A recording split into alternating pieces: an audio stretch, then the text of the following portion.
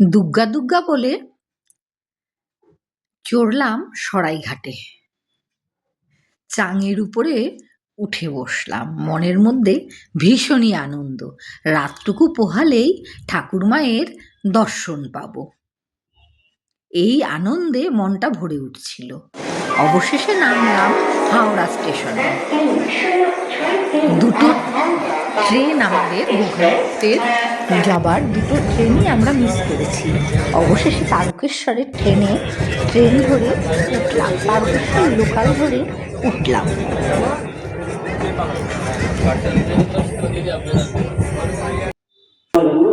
চলে আসলাম তারকেশ্বর, অনেক আগে চলে আসছি। যেহেতু তাড়াতাড়ি চলে আসলাম, একটু তারকেশ্বরে গিয়ে ঘুরে আসি, বাবার মাথায় জল ঢেলে আসি। ট্রেনটা যখন একটু লেট, তখন একটু তারকেশ্বর দর্শন করে নিই বাবাকে।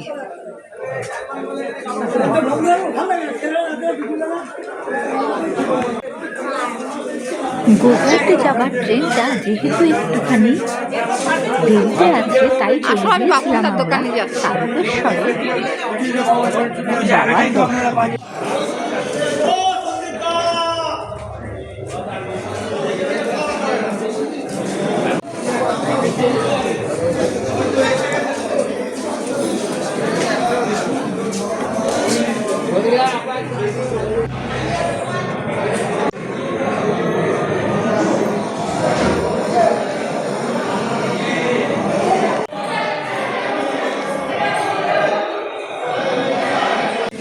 এটা হলো দুধপুকুর।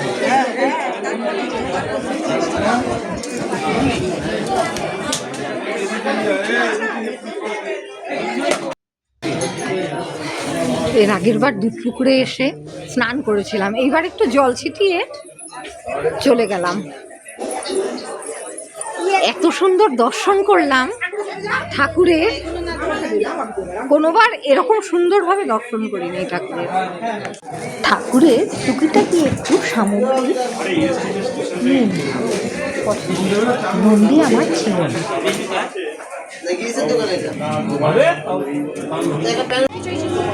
প্রয়োজনীয় জিনিস নিয়ে নিলাম। অবশেষে উঠলাম গোঘাট লোকাল। পৌঁছে গেলাম গোঘাট স্টেশন।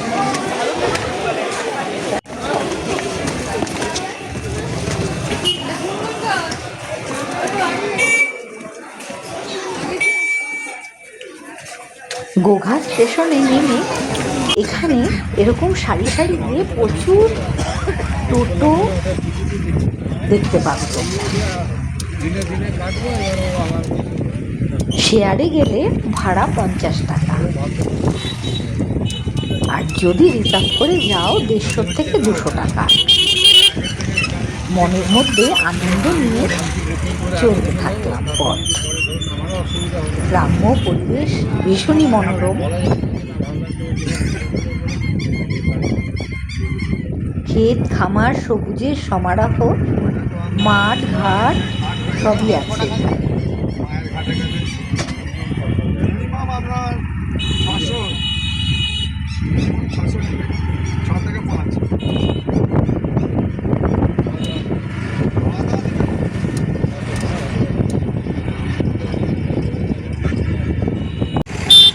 এটা কিসের মিছিল বেরিয়েছিল তা আমি বলতে পারব।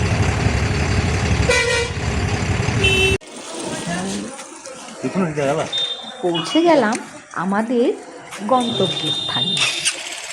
রুম আমাদের বুক করাই ছিল।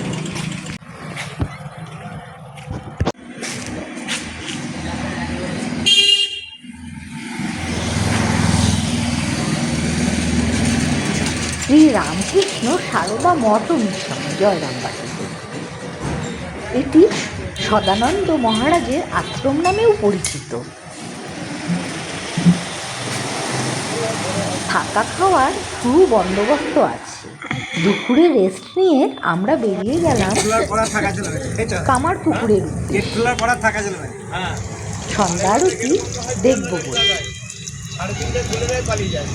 এখানে গরম গরম তেলের মধ্যে চপ ভাজা হচ্ছে, গরম গরম বেগুনি চপ। চপগুলো খেতে সত্যিই খুব অনেকটা পাঁশকুড়ার চপের মতন স্বাদ হয়ে।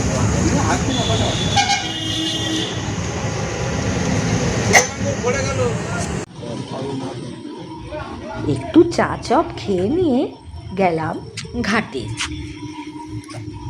এই ঘাটটাতে বসে থাকতে আমার এত ভালো লাগে, আর ঠাকুরের কথা মনে পড়ে। ঠাকুর কতবারই না যেন দৌড়ে দৌড়ে এই ঘাটে আসতেন। কামারপুকুরের গেটটা দেখে মনের মধ্যে এত আনন্দ হয়, আসতে পেরেছি আমি এটা ভেবে।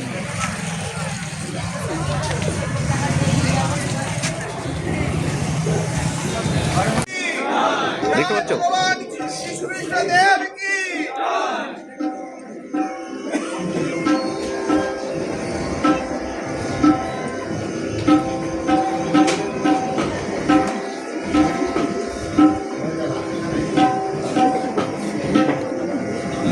সন্ধ্যা আরতির পর এখানে যীশু খ্রিস্টের জন্ম উৎসব পালন করা হয়েছে।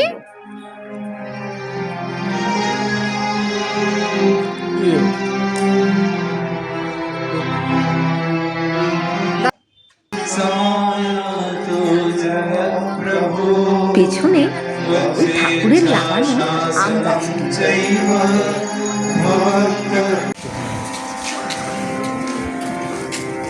চলো।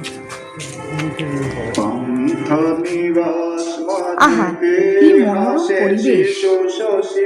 গগন ছাড়িয়া যান উদরে উদয় আসি পান্থ নিবাস মাঝে কে হাসে সে শোষী গগন ছাড়িয়া যান উদরে উদয় আসি পান্থ নিবাস মাঝে। এবার আমরা ফিরে গেলাম জয়রামবাটি। পরের দিন সকালবেলায় আবার এসেছিলাম কামারপুকুরে। এখানে আগের দিন যীশু খ্রিস্টের জন্মদিন উৎসব পালন উদ্দেশ্যে সবাইকে কেক বিতরণ করা হয়। প্রসাদ হিসাবে আমরাও তারপর চারিপাশটা ঘুরে দেখলাম ঠাকুরের জন্মস্থান,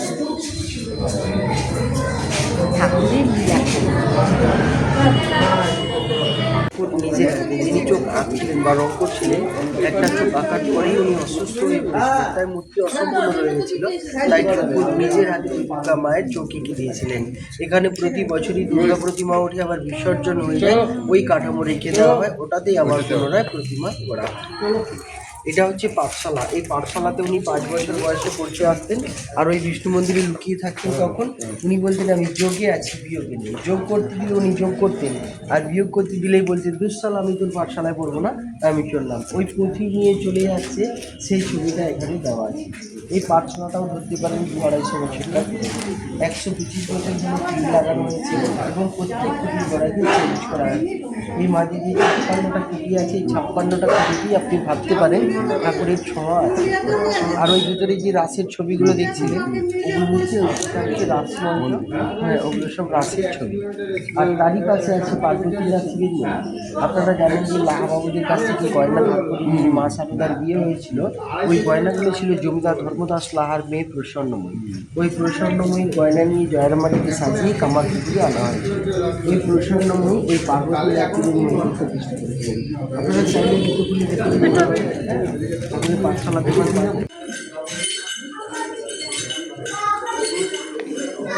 এটি ঠাকুরের পাঠশালা।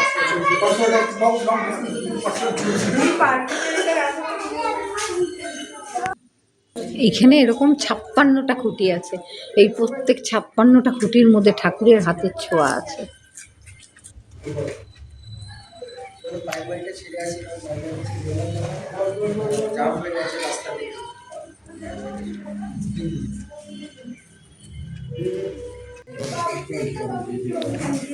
পাঠশালায় না গিয়ে ঠাকুর এখানে লুকিয়ে থাকতেন।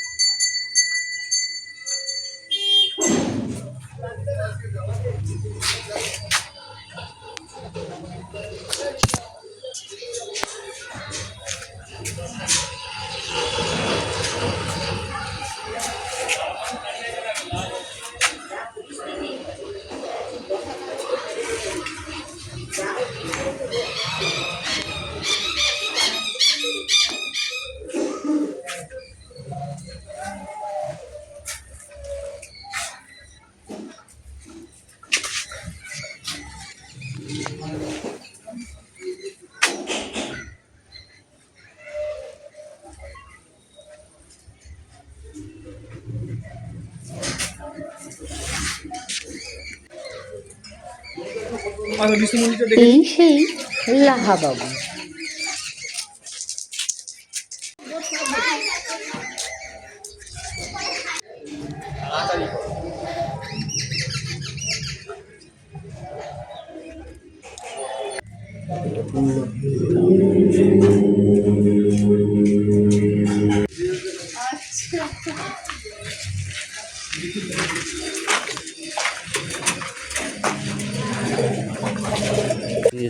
শক্তি বদল কামার পুকুর স্মৃতিচরণে শ্রীযুক্ত উদয় এই সেই পুকুর মন্দির যার নাম অনুকরণে এই গ্রামের নাম কামারপুকুর। এই পুকুরটা নাম হচ্ছে কামারপুকুর। এই পুকুরের নাম অনুযায়ী এই গ্রামের নাম কামারপুকুর। পুকুরটার নাম কামারপুকুর।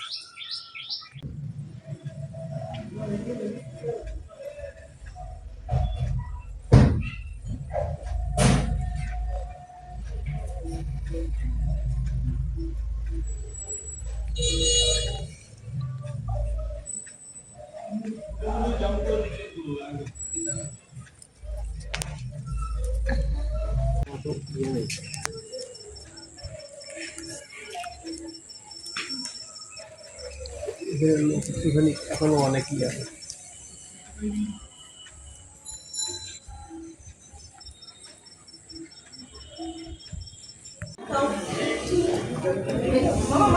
মাঝখানে দাঁড়িয়ে বাবা, এই মাঝখানে দাঁড়িয়ে তোল।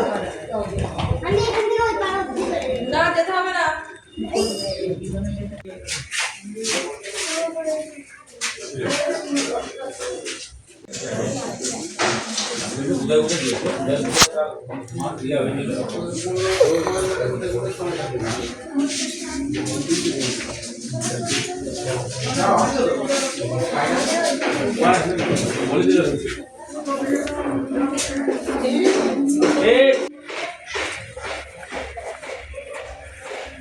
এখানে কি করতো গো ঠাকুর?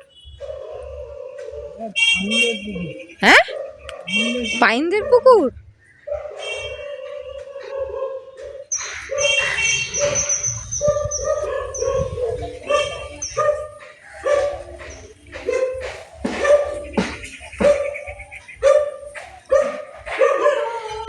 তারপর এখানে কুপন কোনো বাধ্যবাধকতাতেই যা পারো তুমি তাই দিতে পারো। লাইনে দাঁড়িয়ে পড়লাম প্রসাদ খাওয়ার জন্য।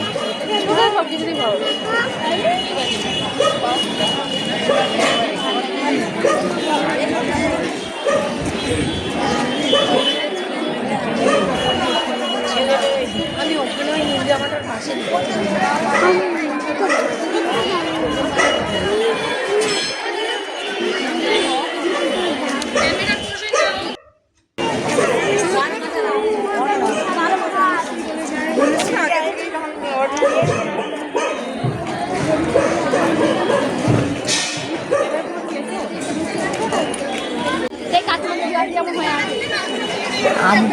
তো এখন বেশ বড় হয়েছে।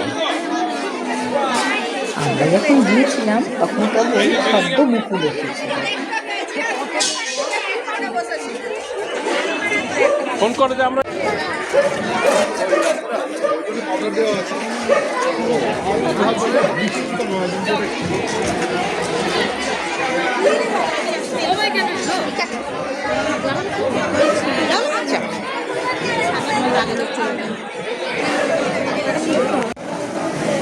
অবশেষে বসলাম প্রসাদ খেতে।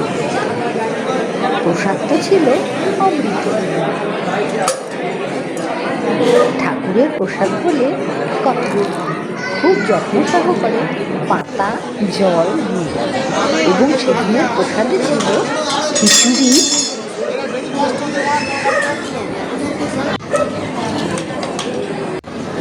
তরকারি, চাটনি, পায়েস আর মিষ্টি।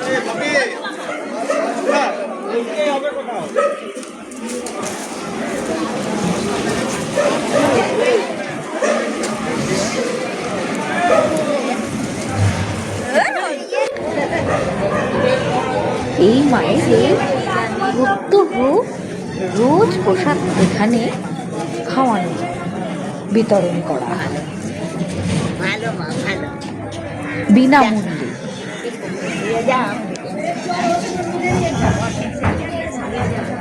কত কত মায়েরা এখানে ঠাকুরের প্রসাদ করে।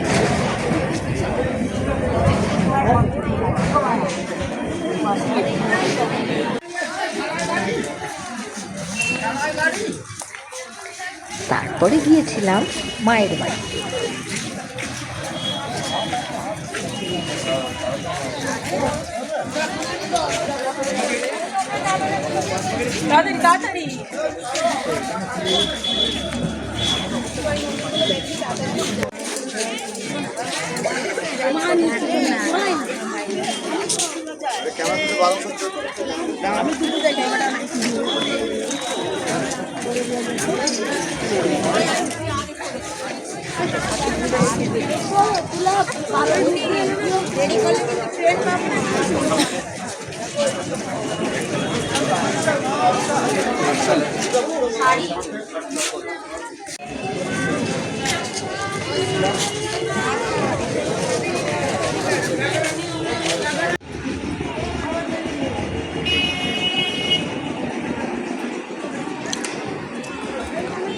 মায়ের ঘাটটাতে বসে থাকতে খুব ভালো লাগে।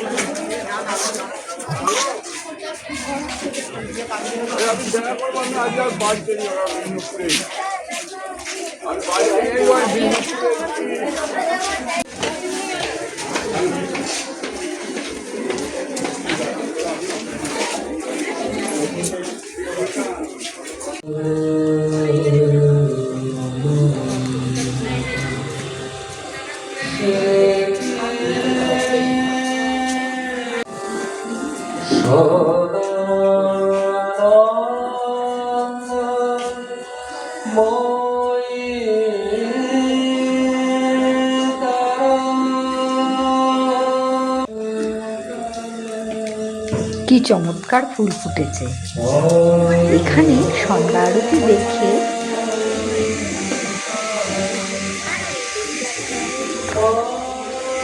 মায়ের দর্শন করে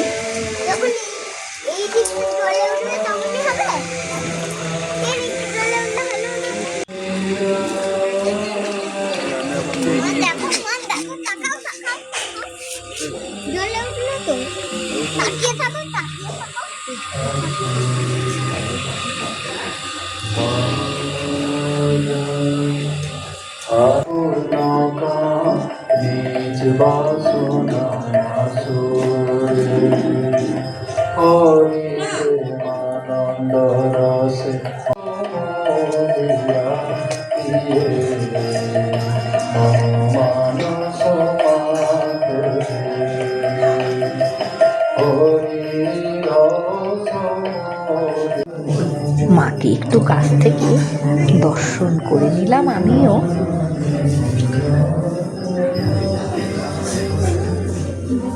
এবং তোমাদেরকেও সঙ্গে নিলাম।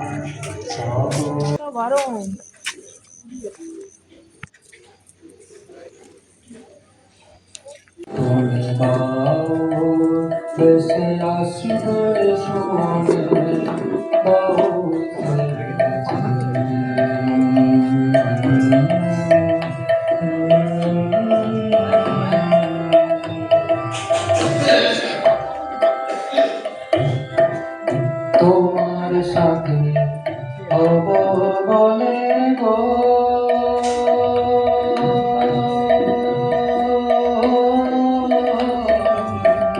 আর ছেড়ে এসেছি চলে গো